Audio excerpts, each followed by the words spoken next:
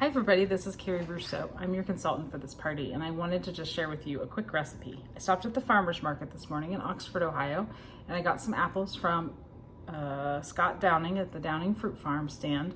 He had Northern Spy apples, which we're saving for later to make pie, but he also had Jonathan and McIntosh apples.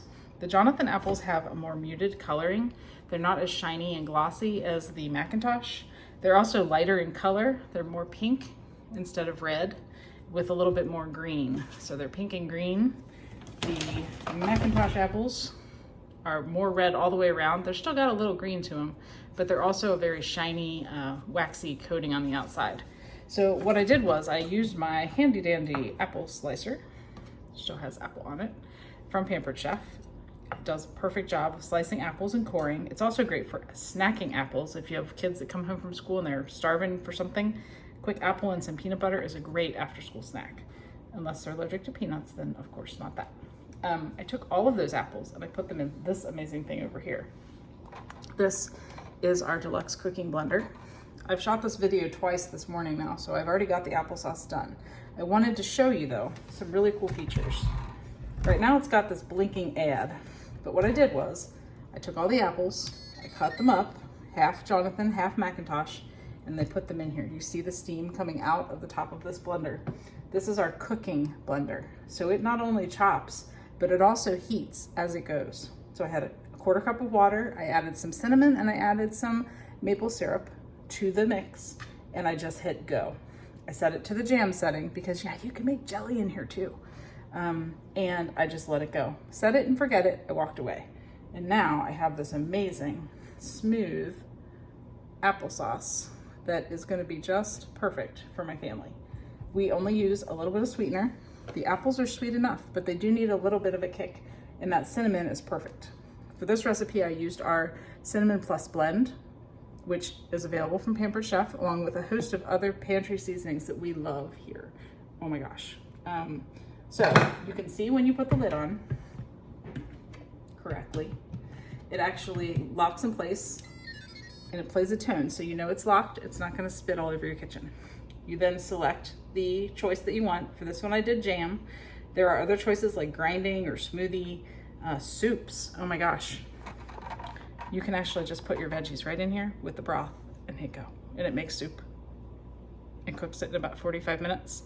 Chops up all those pieces of sweet potato or broccoli cheddar. That's a fantastic recipe. Comes with a handy dandy cooking guide. So everything you need to know about making all of these wonderful recipes. It has a smoothie guide, so you just follow along what you're adding, the liquid. So for example, strawberry, or let's do tropical mango. So coconut milk, honey, a carrot, and then mango and pineapple, and a quarter or half a cup of ice. It gives you all the instructions. All you have to do is follow along. And then these smoothie bowls, which are all the rage. You pay probably $7 or $8 for these at Panera. You can make them right here in your own kitchen. There's an alternate milk setting, so you can make things like oat milk, and all it takes is a half a cup of rolled oats, a cup of water, and some blending water, and then agave, vanilla, and salt. I love that you can make soup. I'm a big soup fan in the winter. So cheesy potato soup, sweet potato soup, tomato basil soup. All you do is follow along, and it tells you exactly what to do in the order in which to do it, and then you're good. And you'll see here, there's this add-in column. So at some point during cooking, it'll stop. Depending on the setting you pick, it knows when, and it says, hold on, we now have to add, in this case, cheddar cheese. And you'd add it then. It's just because you wouldn't want the cheddar cheese in there the whole time. So back to what I did today. The apples from the farmer's market, Jonathan and McIntosh.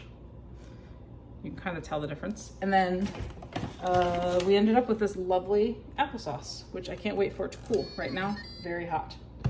The blender also comes with this fantastic tool to add. So if your apples are getting caught, or whatever you're blending gets caught, you can use this stick to kind of beat it down, but you cannot chew the stick with the blender blades. It won't let it go down that far. So you can get things out of the way. You know how things get aerated sometimes in the blender? This keeps you from having to deal with that. So that is my quick little spiel on this tool. I appreciate you joining our party. Make sure you check out all the features and table. If you haven't checked out the games, the different videos on all the products. You'll probably see another video on the cooking blender. They're all right there for you on table, and they're professionally shot at our home office. All of our recipes are tested in a professional kitchen with nutritionists and people who know about food and food science. So I think that's amazing. If you have any questions, hit the text me button at the top of this video, or at the top of this page, sorry. I look forward to talking to all of you. Thanks for joining the video, and I look forward to talking with you about what I can do for you in your kitchen. Thanks again.